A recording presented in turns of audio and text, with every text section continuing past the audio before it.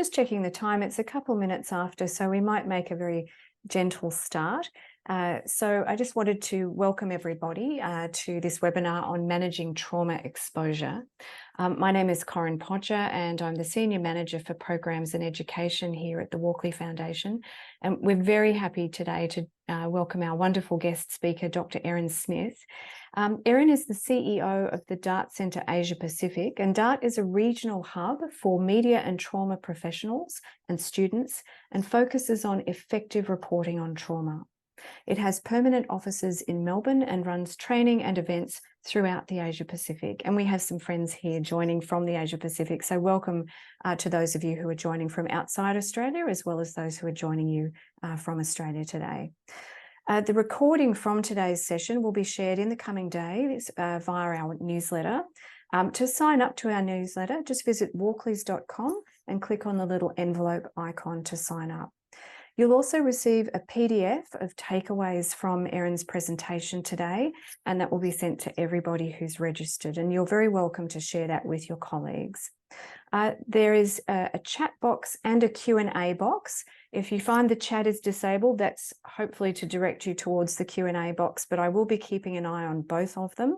So if you have questions, please put those in, ideally the Q&A box, and we'll check those as we come towards the end of the session. Dr. Smith will leave about 10 minutes for questions at the end, and we'll get through as many of them as we can. So Erin, over to you. Thank you so much. Thank you so much, Corinne. I'll just share my screen and make sure that's all working. Is that okay at your end, Corinne? You can see that okay? It's perfect. Thanks. I'm going to turn my video off, but I'm going to be here. Okay, welcome. Thank you everyone for joining us today. And I would like to begin by acknowledging the traditional custodians of all the beautiful lands on which we are all gathering today to learn and share some thoughts and experiences. In today's session, we're going to discuss some of the key challenges that I think journalists and media workers are facing at the moment right across the Asia Pacific region. And this is certainly something that we've been experiencing here at the Asia Pacific Centre for the DART Centre of Journalism and Trauma, when we've been doing a lot of group and one-on-one consultations around wellbeing at the moment, that there is a lot of stress and burnout and trauma exposure. So I thought it would be really useful to start off this session just by really grounding our understanding in what each of those concepts are and how they are slightly different but also connect. We're also then going to spend a little bit of time talking about how we actually respond to trauma exposure, really focusing on the physiological processes that happen to us when we are exposed to trauma through our job. And then we'll also have a bit of a chat about vicarious trauma. We're then going to focus on some ways we can protect ourselves when we are dealing with trauma and trauma exposure. And we'll look at that from both the individual perspective and also more broadly from the organisational and systems context. And then we're going to finish off the session by looking at how we can manage and protect ourselves when we're dealing with the graphic imagery that has become such a prevalent part of our role at the moment while we are dealing with crises like Ukraine and the Israel-Gaza conflict. So let's start out by talking about stress. And I'm sure that all of us on this call today and anyone who might listen to this recording down the track really understands that this is a role, this is an industry that is stressful. And I think it's really important for us to remember that stress is something that surrounds us all, not just in our workplaces, but it can come at us from all angles. We can experience it in our occupation, we can experience it in our home front, within our families and relationships, absolutely with all the financial stress that we're dealing with at the moment, and then obviously our health and our physical health. But what's important to remember is that stress is actually a natural response to everyday extraordinary stress. It's usually when we have more on our plate than we can manage and we kind of feel a bit overwhelmed at the time. Usually it might linger for a little while. Sometimes it will be very specific to a particular incident or a particular thing, but it can become chronic. And that's when it can lead to burnout, which we'll chat about in a moment, but not always. And the one thing I do want to highlight here is that stress isn't necessarily always a bad thing. It isn't a negative reaction. In some instances, it can actually help us. So, for example, it can help us to be more alert, more hypervigilant in terms of achieving goals. So, for example, we might be really quite stressed around a project deadline, but that stress can actually lead us to focusing more. So I think it's just useful to remember that all of us are going to be dealing with a range of stresses in our life. And it's just being mindful of how we're coping and how we're managing those stress levels. Because what can happen if we don't manage that stress and it does become more chronic in nature is that we can end up with something that we call burnout. And I like to think of burnout as the larger, meaner, older brother of stress. It certainly requires stress to exist, but we can be stressed without being burnt out. But really, where burnout comes in is within our occupation. It is a workplace situation.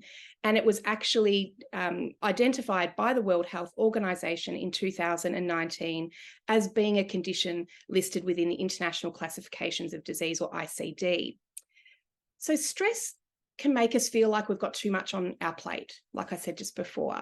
But I think the difference with burnout is that it actually makes us feel so exhausted, so depleted, that we feel like we've got nothing else left to give. So it's quite different, as I said, that older, meaner brother of stress, where we might start questioning whether we have the will or capacity to go on in our jobs, for example. Now, it is important for us to be mindful of, both as individuals working within this industry and also as organisations and an industry as a whole, because we know there's clear research that tells us that those of us who are burnt out report worse stress and anxiety compared to our colleagues who aren't burnt out. We also know that when we're burnt out, we're not working to the same level. We're not engaged to that same level as we were. So we often see it associated with degraded employee performance. And sometimes that can be one of the first indicators to our colleagues that we're really feeling burnt out, because they'll notice a difference in our performance at work. We'll also feel a bit less connected. Maybe we feel less connected to our colleagues and our peers. Maybe we're even feeling less connected more broadly with that ripple effect to our family and our friends. Maybe we've noticed ourselves disengaging from things that we used to find really enjoyable. Maybe we're even feeling less connected to the job itself. And because of all of these issues, burnout can then be a major driver of attrition. We see people leaving the industry. And there's some anecdotal evidence here to support the fact that younger journalists particularly are suffering from more burnout and leaving the industry, which is putting more pressure on those who've been there for, their mid-career and senior career journalists. There's also a really notable gender gap, and women are experiencing burnout about 32% more than their male counterparts. And as I mentioned, younger workers are more likely to experience burnout as well. So these are all things for us to be mindful of, particularly when we're looking at that macro level, that systems level of what we can potentially start doing and how we can start targeting some interventions to deal with burnout within these organisations. So what about trauma? How does trauma come into all of this? We know we're stressed. Some of us are so chronically stressed we're becoming burnt out and potentially questioning whether we can stay in our jobs. Then we have trauma exposure. Now, trauma is any event that involves us directly experiencing or witnessing actual or threatened death, serious injury, or violence. And we can experience that directly ourselves. So we may be out there in the field and see the flooding or the devastation of the bushfires. Or we may, and probably more likely, experience it more regularly in a vicarious or indirect manner. And we'll touch on that more shortly. So trauma after tragedy is certainly nothing new. We've known about this for a really long time. In fact, there's evidence documenting PTSD in soldiers and commanders way back in ancient Greek and Roman texts. But what is more current, I guess, and what's newer to our knowledge base is this idea that we can actually pass trauma on to someone else who was never actually there originally.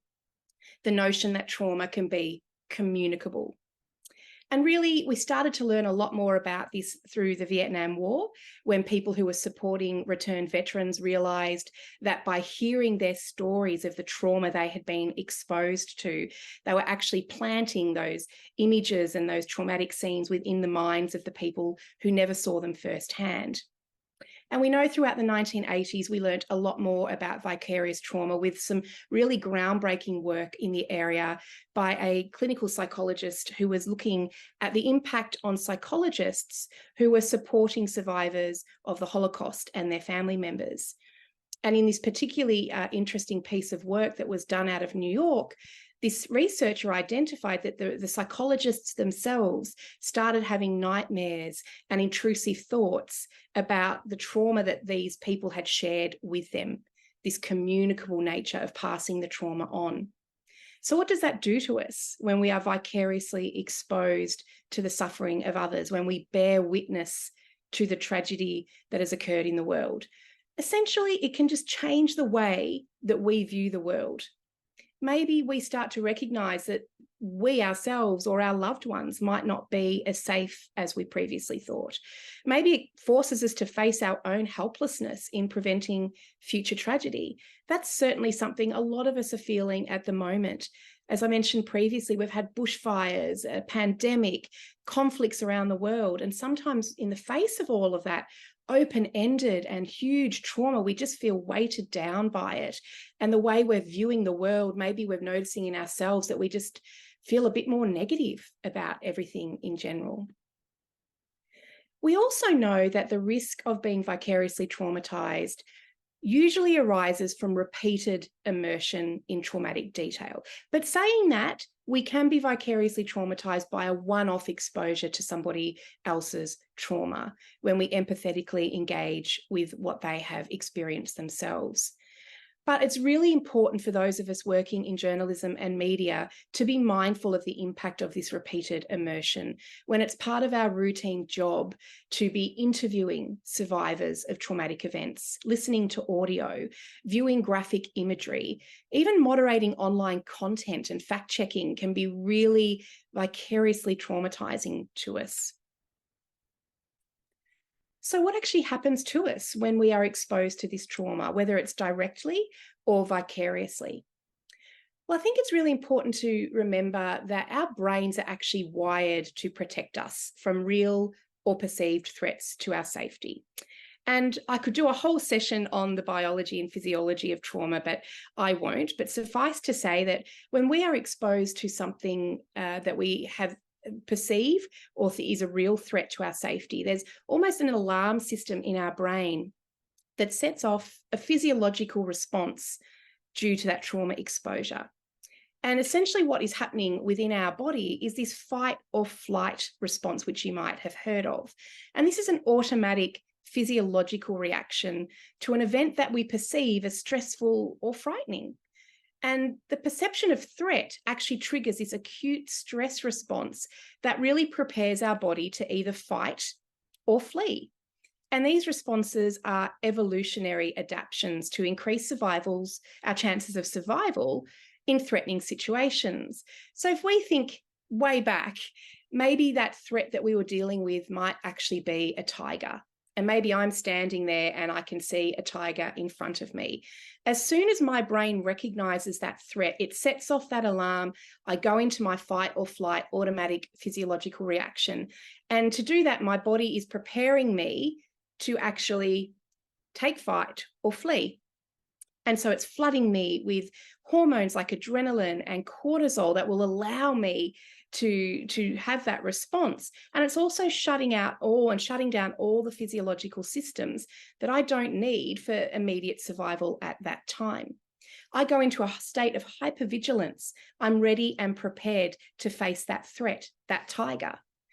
And back then, maybe I did actually physically try to take that tiger on and fight it, or I tried to run and get out of there. But either way, I used some physical activity and I expelled all of that pent-up adrenaline and cortisol that was charging around, and hopefully everything goes back to a lower level of arousal. But what happens in today's world where hopefully we're not dealing with a tiger, but we're dealing with a very different kind of traumatic threat. And potentially it is a constant and routine threat that we're exposed to. The chances are we are quite often sitting in a persistent state of hypervigilance, a persistent state of fight or flight. And that's where things can become a little bit more tricky and a bit more challenging for us. What might we actually recognize in ourselves if we are having a response to trauma? You might note some of these things on these slides might jump out and say, oh, yes, I've experienced that.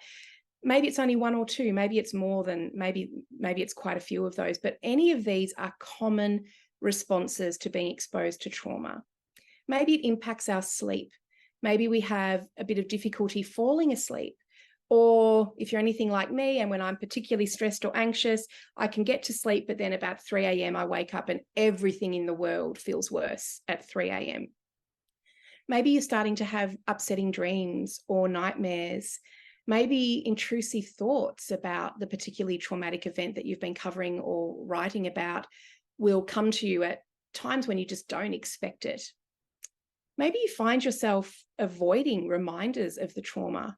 You're trying to limit your exposure by not looking online as much, or not watching television, or avoiding anniversaries or particular dates, times, places that might directly make you think about that trauma. Again, it's this changing in our perception of the world around us. Maybe we start to just feel that bad things are going to happen to us. There might be behavioural and mood things that we identify and notice in ourselves. We might be more jumpy and startled, just on edge, nervous. Maybe we have physical reactions like a really fast heartbeat that you can feel pounding in your chest. Maybe you feel quite sweaty, dizzy, nauseous, even headaches. We can have difficulty concentrating, and this can be something that's definitely problematic at work. Difficulty trusting and connecting to others. There's a newer concept that we're learning more about now called moral injury, which we won't get into today, but we could be experiencing feelings of guilt or shame when things that we're asked to do through our job actually go against our core values and our moral compass. And maybe we're just feeling so deeply exhausted and depleted that we feel like we just can't go on with our work. All of these are very natural, of course, unwanted and usually unpleasant byproducts of that essential survival reaction that happens when our brain anticipates the possibility of threat. And many of those responses that I've just outlined for trauma are going to be quite similar if we have stress or are feeling burnt out.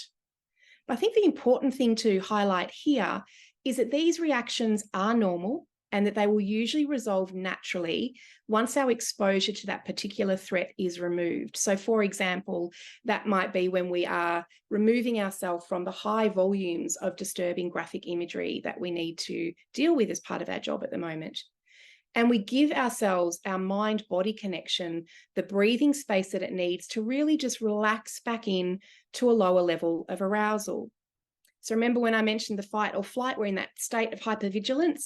It's not healthy to stay there for too long. We might stay in that sort of way for a couple of days or even several weeks. And it is really important to remember that these reactions might be more likely to stay higher for longer while we're working on ongoing stories like the Ukraine crisis and now with Israel-Gaza. But once we move into weeks, and if not months of dealing with these kind of responses, and we're still not back to that normal lower level of arousal, if we're still noticing these kind of common responses, then it's time to seek some help and support. So I always like to say anything after a month, a few weeks to a month, if I'm still feeling any of these responses, that's an indication to me that I need to reach out to my support network.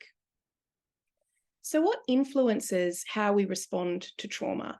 Because all of us on this webinar today might be exposed to the very same event. Let's say it's the Israel-Gaza crisis. But some of us might have a very strong and very serious response to that trauma exposure. And others of us might recognize it, but manage quite well. What actually influences how each of us individually respond to trauma? Well, there are lots of things that are at play in the background. It will certainly depend on the type and severity of the trauma that we're exposed to. the amount of available support that we have following the incident. Now, this is really important, and I can't emphasize this one enough, particularly for those in the audience who are in leadership roles and within organizations.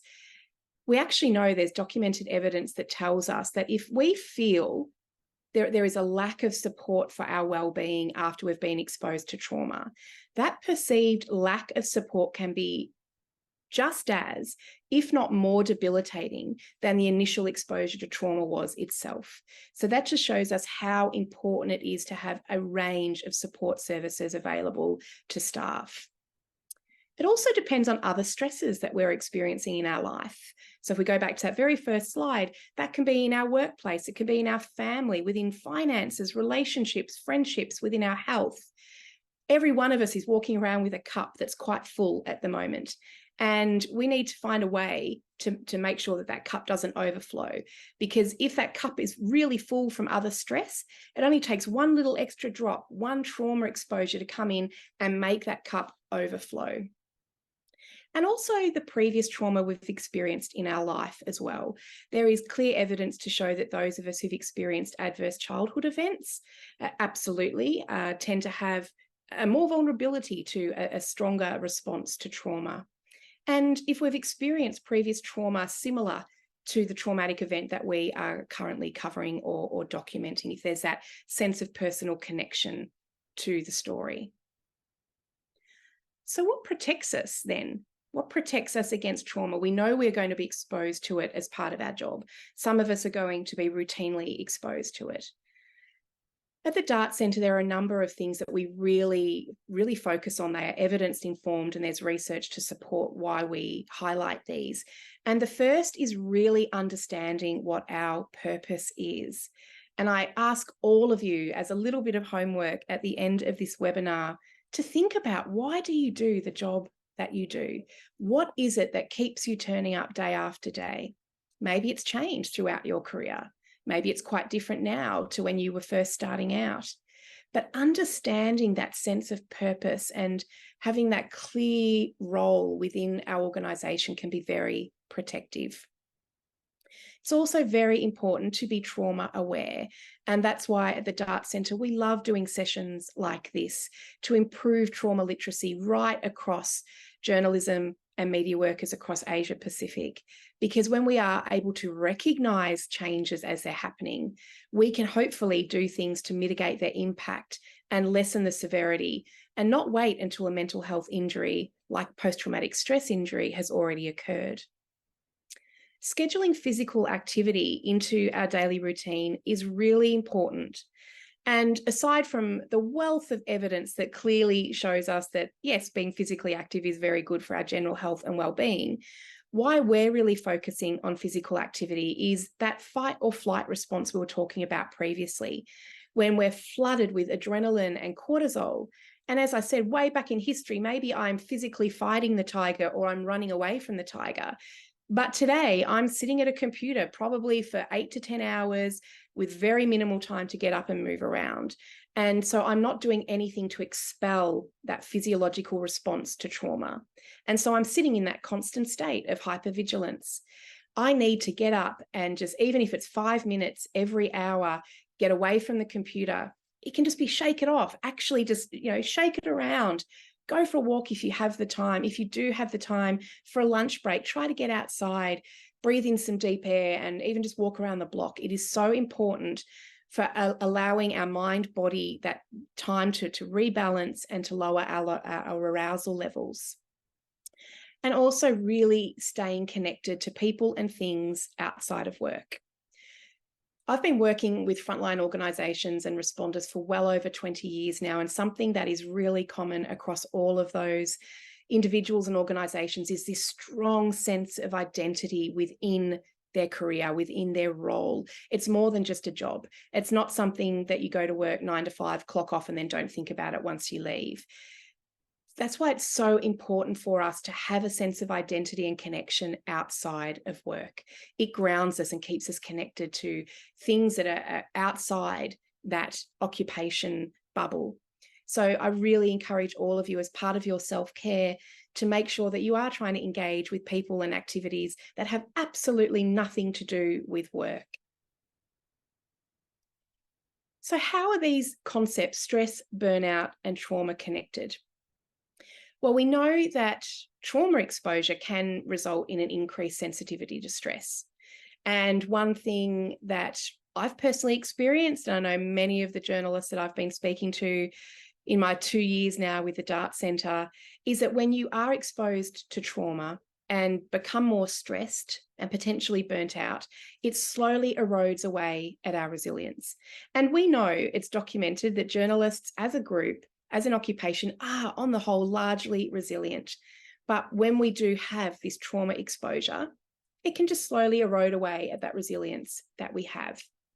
And that can make it more challenging for us to cope with any subsequent stresses that might come along, whether that's work-related stress or leaving us more susceptible to that chronic occupational stress and developing burnout.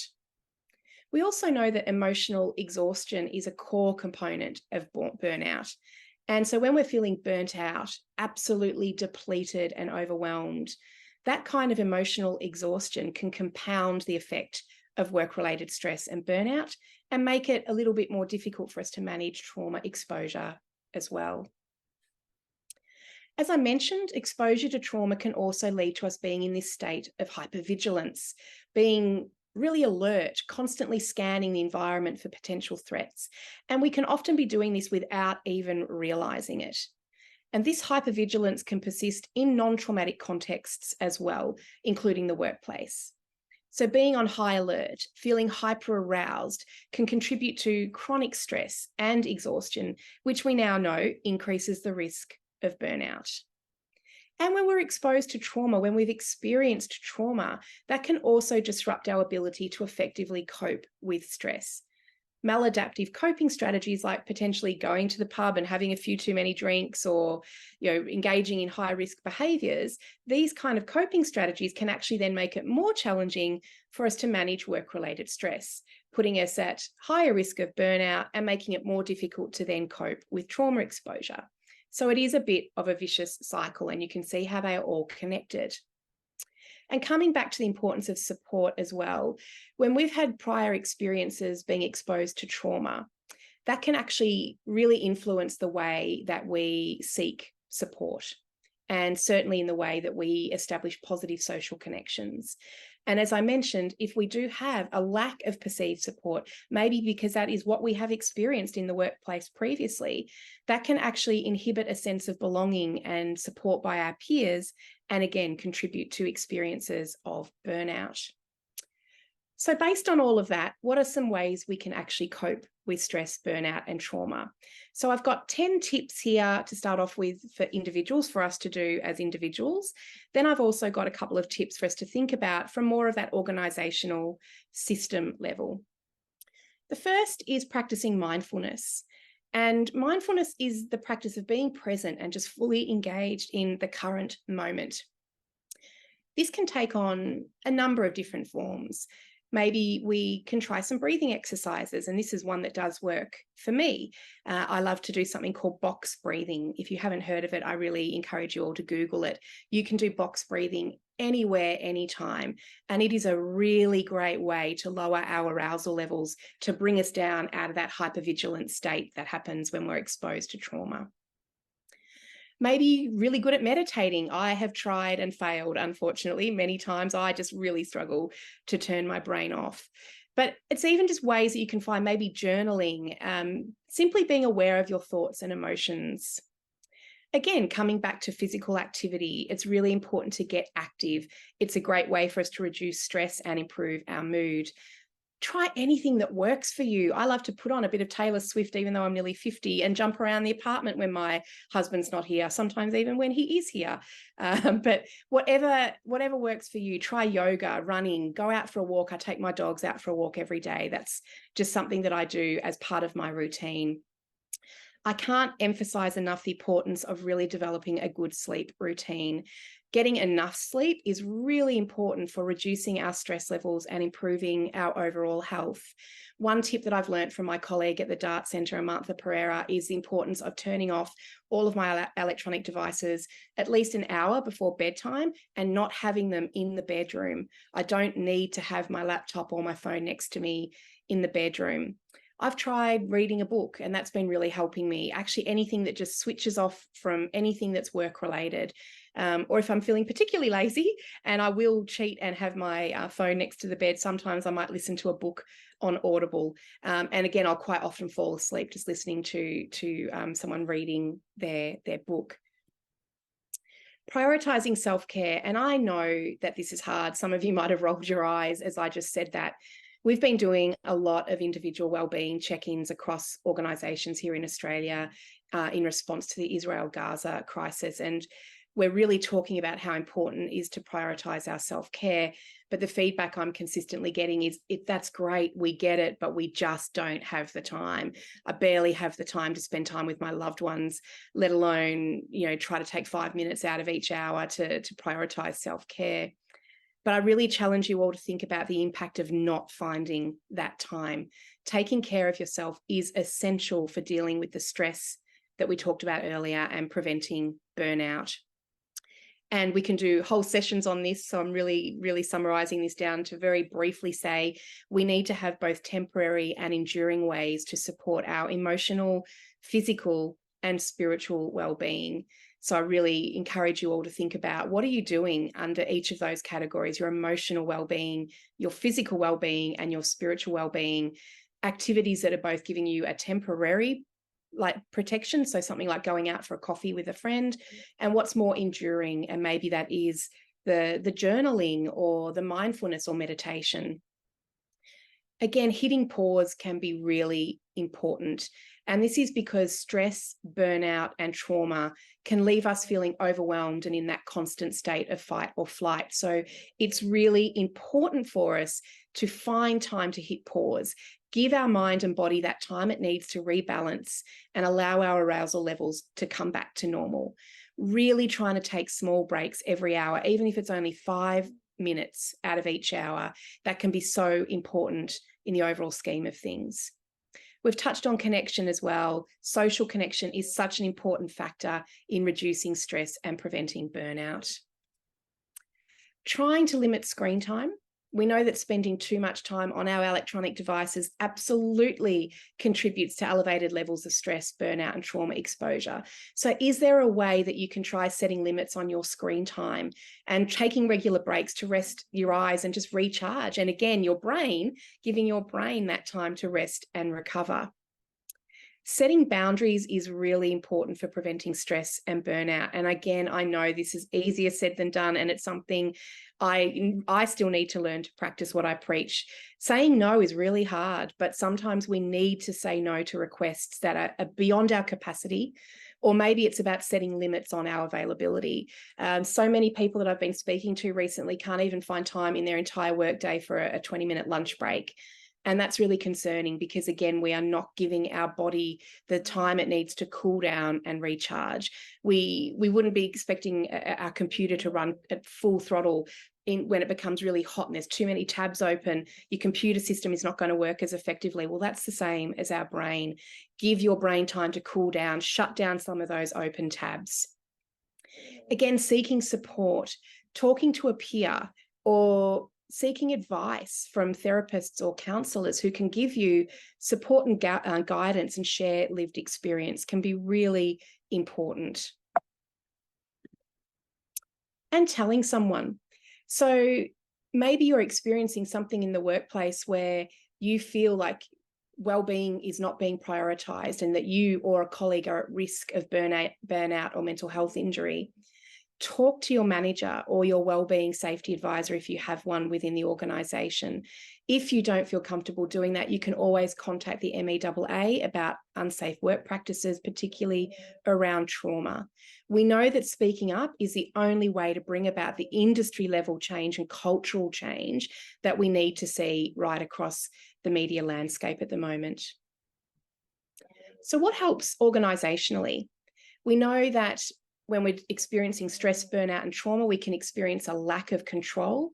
So anything we can do to empower people to create choice and autonomy is going to be really beneficial to your team. Helping people find some kind of work-life balance. introducing some form of flexibility into working arrangements and really encouraging taking breaks, leading from the top and modeling that good behavior as leaders. If people see you, if your team members see you taking, even if it's 10 to 15 minutes away from your desk to have lunch, then that gives them the permission to do that themselves as well. We've already touched on lack of support, but the solution here is to really invest in building a community of support within your organisation. That can look like peer support, whether it's informal or formal programs, encouraging people to utilise other sources of support like employee assistance programs, or reaching out to their health providers and professionals, but really ensuring there is a sense of community within the organisation. On the other hand, what doesn't help? What we're hearing loud and clear from speaking to people at the moment is that superficial solutions are temporary, and they can be valuable in their own right and addressing symptoms, but they don't address the underlying causes, for example, rostering issues and excessive workloads. Tokenistic approaches to wellbeing. Your staff are clever. If they see that what you're trying to do as an organisation is simply ticking a box, they won't trust that. It'll feel disingenuous. So it needs to be investing in more long-term preventative kind of programs that really do support wellbeing. And again, focusing on the individual. In many cases, we know that as much as they've been set up to try to be helpful, sometimes wellbeing initiatives serve as band-aids to much bigger systemic problems within organisations. And I get it, culture change is challenging and it takes time, but for real change to occur, it does need to happen at that system level. And what happens if we don't? The cost is real. This is some recent data that we pulled out of the Safe Work Australia database in terms of serious mental health claims for journalists, and they've broken them down into media producers and directors and journalists, reporters and writers. Now, as you can see, the number of serious claims is quite low compared to all occupations combined. But what's really important to highlight here, and I can provide anyone with further data if there's interest, is that journalists and media workers have significantly higher median working time lost when they do have a serious mental health claim. So as you can see here, we're talking 30 to 40 weeks off with a mental health claim at the cost of between $58 to $79, nearly $80,000 per claim.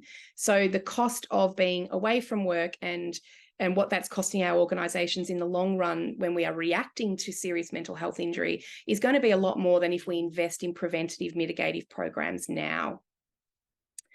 And just to finish off before we open up to questions, this is something that I know is really challenging and problematic at the moment, particularly given the ongoing crisis in Ukraine and what we're dealing with Israel, Gaza, is this graphic imagery that we are all dealing with and having to see.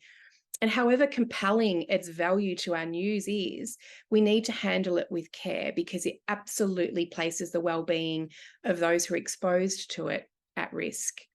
From research, we know that exposure to limited amounts of traumatic imagery is unlikely to cause more than passing distress. Again, as I mentioned earlier, media workers are a really highly resilient group. But the danger of vicarious trauma becomes much more significant, as I mentioned earlier, where we are repeatedly immersed in this exposure. And it also increases when we have a personal connection to the events that we're viewing. So a couple of practical tips for tackling graphic imagery. Again, hit pause. There are some recurring themes here, and I'm hoping you all take them away. If we know that we're about to be dealing with some graphic imagery, it's best not to just click on it without a procedure in mind. And if we do come across something that is particularly graphic and it catches you unawares, hit pause. Really disrupt that tendency we tend to have to cruise ahead in autopilot. If you're working with video, park the playhead at a frame that's not traumatic. Try as much as you can to eliminate needless repeat exposure. Do you actually need to go back and review that same footage more than once? Is there a way you can review your sorting and tagging procedures and how you're organising your digital files and folders to ensure that colleagues down the line, for example, aren't going to be unnecessarily exposed to that traumatic exposure? Try to build some distance into the way that you view images. Our colleague Gavin Rees at the Dart Centre for Journalism and Trauma is a real expert on this, and a lot of these tips come directly from his advice and guidance. And he shared with me once how important it was to really build some distance into the way that we view images. So, for example, focusing on certain details, looking at clothing, for example, rather than faces. Sometimes it's the face that can be more difficult to look at. Try adjusting the viewing environment. So reducing the size of the window. So if any of you are working on big screens, do you need to have that imagery taking up the full screen, or can you adjust it down? Adjusting your screen's brightness or resolution, even looking at it in black and white rather than color. Turning sound off on videos, because that can often be the most affecting part. And also, particularly when we are working in open plan offices, like so many of us do, just being mindful of the people around you and what you might unaware be actually, subjecting other people to as well. Taking breaks, again, coming back to this whole idea of breaking that state of hypervigilance. But this is important in terms of graphic imagery, because research shows us that we are most vulnerable to emotional overload when we begin to feel really fatigued. So this is where burnout comes into it as well. If we're already feeling burnt out, our ability to deal with graphic imagery is then reduced even more so. We're more vulnerable to the impact of that. When we're tired, we don't fully utilize the more analytic functions of our brain. And neuroscientists now tell us that in that state, we're much more likely to record traumatic images in a way that leads to them coming back as nightmares or intrusive images. So again, the importance of actually taking a break. And actually scheduling some time for protective self-care. I've highlighted how important this is. So hopefully, at the end of this session, you can all open up your diary and at least once a week as a minimum, routinely actually put something into your diary, schedule some time for some protective self-care. So in summary, stress is a natural response to everyday and extraordinary stresses. We can experience it from many different angles within our workplace, within our homes, our families, our loved ones, our relationships, finances, within our health. It's just really important to be mindful of the stress that we're dealing with and ensuring we have an outlet for that. Burnout is a syndrome resulting from chronic workplace stress. It's when we've moved past that initial stress into a chronic state of stress where we become so exhausted and so depleted that we are unable to do our job effectively. And maybe we even start questioning our purpose and why we're doing this job in the first place. Trauma involves actually experiencing or witnessing a life threat, serious injury, or violence. Stress can certainly make us more vulnerable to trauma, and trauma can certainly make us more vulnerable to burnout.